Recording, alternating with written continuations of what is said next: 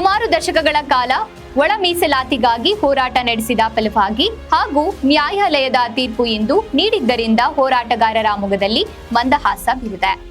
Supreme court ತೀರ್ಪು ಕೂಡ ಒಳ ಮೀಸಲಾತಿ ಪರವಾಗಿ ಆದೇಶ ನೀಡಿದ್ದರಿಂದ ಹೋರಾಟಗಾರರ ಫಲಕ್ಕೆ ಸಂದ ಜಯವಾಗಿದೆ. ಒಳ ಮೀಸಲಾತಿಯ ಪರವಾಗಿ ಸುಪ್ರೀಂ ಕೋರ್ಟ್ ನೀಡಿದ ಹಿನ್ನೆಲೆಯಲ್ಲಿ ಚಳ್ಳಕೆರೆ ತಾಲೂಕಿನ ಮಾದಿಗ ಮುಖಂಡರ ಸಂತಸ ಮನೆ ಮಾಡಿತ್ತು.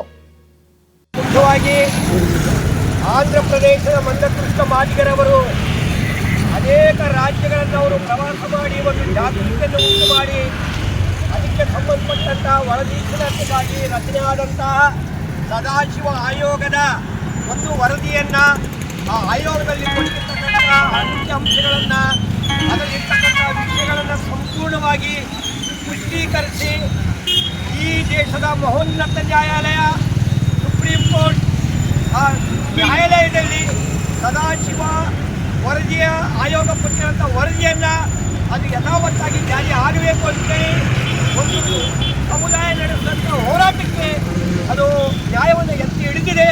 ಇಡೀ ಭಾರತ ದೇಶದಾದ್ಯಂತ ಇರತಕ್ಕಂಥ ಮಾದಿಗ ಸಮುದಾಯದ ಸಂಘಟನೆಗಳ ಎಲ್ಲ ಪದಾಧಿಕಾರಿಗಳು, ಕಾರ್ಯಕರ್ತರು, ಸಮಾಜದ ಎಲ್ಲ ಬಂಧುಗಳು ಈ ಹೋರಾಟಕ್ಕಾಗಿ ಅನೇಕ ತ್ಯಾಗ ಬಲಿದಾನಗಳನ್ನು ಮಾಡಿದರೆ ಅವರೆಲ್ಲರಿಗೂ ಇವತ್ತು ಜಯ ಸಿಕ್ಕಿದೆ ನ್ಯಾಯಾಲಯದಲ್ಲಿ. ಮುಂದಿನ ದಿನಗಳಲ್ಲಿ ಒಳ ಮೀಸಲಾತಿಯಿಂದ ಸಮಾನತೆಗೆ ಧಕ್ಕೆ ಇಲ್ಲ ಎಂದು ಸುಪ್ರೀಂ ಕೋರ್ಟ್ ತೀರ್ಪು ನೀಡಿದೆ ಎಂದು ಚಳ್ಳಕೆರೆ ನಗರದ ಅಂಬೇಡ್ಕರ್ ವೃತ್ತದಲ್ಲಿ ತಾಲೂಕಿನ ಎಲ್ಲ ಮಾದಿಗ ಮುಖಂಡರು ಪ್ರತಿಮೆಗೆ ಹೂವು ಮಾಲೆ ಹಾಕಿ ಪಟಾಕಿ ಸಿಡಿಸಿ ಸಿಹಿ ಹಂಚಿ ಸಂಭ್ರಮಿಸಿದ್ರು.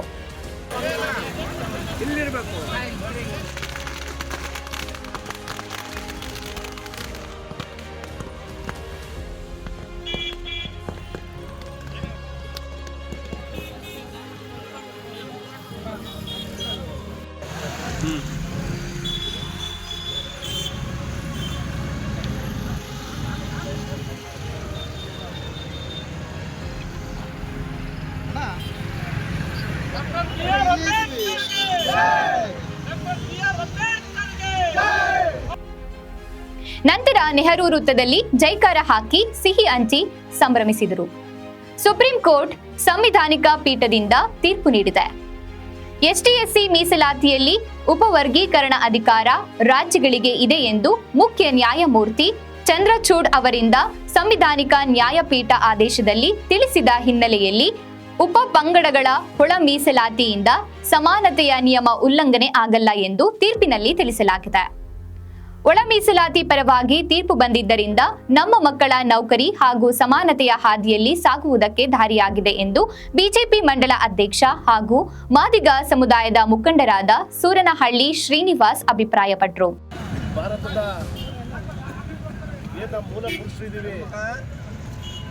ಭಾರತ ಇತಿಹಾಸದಲ್ಲೇ ದೊಡ್ಡ ನ್ಯಾಯ ಕೊಟ್ಟಂತ ಮಾದಿಗ ಸಮುದಾಯಕ್ಕೆ ಇವತ್ತು ಸುಪ್ರೀಂ ಕೋರ್ಟ್ಗೆ ಅದಕ್ಕೆ ಬೆಂಬಲವನ್ನು ಸೂಚಿಸಿದಂಥ ಮಾನ್ಯ ನರೇಂದ್ರ ಮೋದಿ ಅವರಿಗೆ, ಹೋರಾಟಗಾರರಾದಂಥ ನಮ್ಮ ನೇತಾರರು, ನಮ್ಮ ಧ್ವನಿ ಮಂದಕೃಷ್ಣ ಮಾದಿಗಾಜಿ ಮತ್ತು ನಮ್ಮ ಕೇಂದ್ರದ ಮಾಜಿ ಸಚಿವರಾದ ನಾರಾಯಣಸ್ವಾಮಿ ಅವರು ಮತ್ತು ನಮ್ಮ ಗೋವಿಂದ ಕಾರಜೋಳ ಸಂಸದರು, ಇವರ ಭಾಳ ಅವಿರತ ಶ್ರಮದಿಂದ ಏನಿವತ್ತು ಸುಪ್ರೀಂ ಕೋರ್ಟ್ ನಮ್ಮ ಪರವಾಗಿ ಆದೇಶ ನೀಡಿದೆ. ಖಂಡಿತವಾಗೂ ಇದು ನಮ್ಮ ಸಮಾಜಕ್ಕೆ ದೊಡ್ಡ ನ್ಯಾಯ. ಮುಂದಿನ ದಿನಗಳಲ್ಲಿ ಏನು ನಮ್ಮ ಸಮಾಜದ ಯುವಕರು ನಮ್ಮ ಮಕ್ಕಳಿಗೆ ಮೊಮ್ಮಕ್ಕಳಿಗೆ ಏನು ಮುಂದಿನ ದಿನಗಳಲ್ಲಿ ಭಾಗ್ಯದ ಬಾಗಿಲು ನಿಜವಾಗ್ಲೂ ಮೀಸಲಾತಿ ಈಗ ದಕ್ಕುವಂಥ ಕಾಲ ನಮಗೆ ಸನ್ನಿಹ ಆಗಿದೆ. ಹಾಗಾಗಿ ನಾವು ಇಡೀ ಮಾದಿಗ ಸಮಾಜ ಚಳ್ಳಕೆರೆ ತಾಲೂಕು. ಇದೇ ಸಂದರ್ಭದಲ್ಲಿ ಮಾಜಿ ನಗರಸಭೆ ಸದಸ್ಯ ಶಿವಮೂರ್ತಿ, ಕರಿಕೆರೆ ತಿಪ್ಪೇಸ್ವಾಮಿ, ಚನ್ನಾಗನಹಳ್ಳಿ ಮಲ್ಲೇಶ್, ಮೂರ್ತಿ, ಶ್ರೀನಿವಾಸ್, ರಾಮದಾಸ್, ಮಾದಿಗ ದಂಡೋರದ ಪದಾಧಿಕಾರಿಗಳು ಕಾಂತರಾಜ್, ತಿಪ್ಪೇಸ್ವಾಮಿ, ಭೀಮಣ್ಣ ಇನ್ನು ಇತರರು ಪಾಲ್ಗೊಂಡಿದ್ರು.